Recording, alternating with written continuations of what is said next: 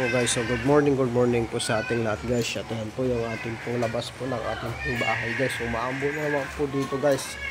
Ayan, yung ating pong mga halaman. Ayan, ganda na po ng kanyang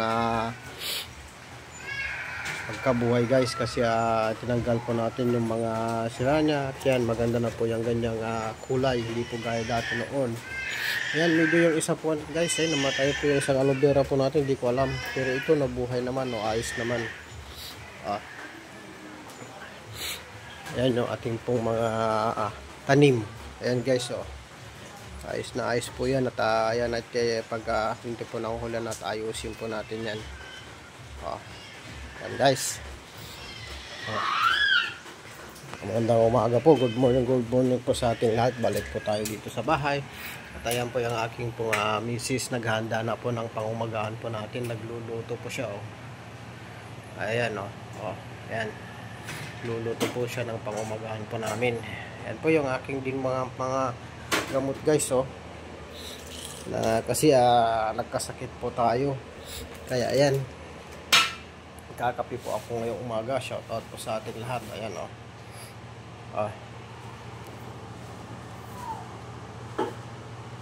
yan yung mga gamot po natin ngayong umaga, naghanda. At nagtimplahan pa ako ng kape. At pasensya na po dito sa aming bahay guys, hindi pa po kami nakapag ayan, tulog pa si Bunso.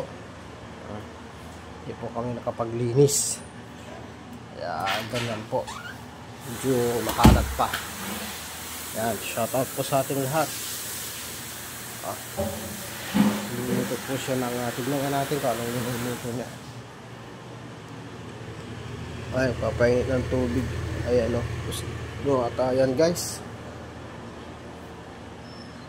Ayan, maraming salamat po mga guys po natin. Ayan, excuse me po, talagang ay naubo po tayo.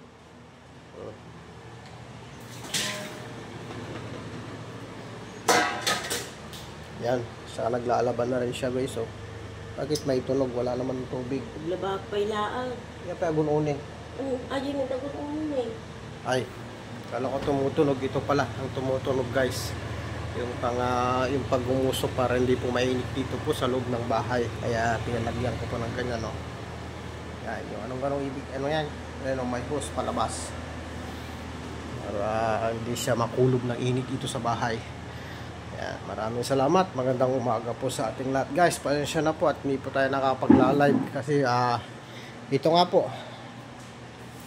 nagkatrangkaso po tayo, nagkasakit. Ayan yung mga gamot po natin nagkakapi lang po tayo. Ayan Ayan, maraming salamat at magandang umaga po sa ating lahat guys.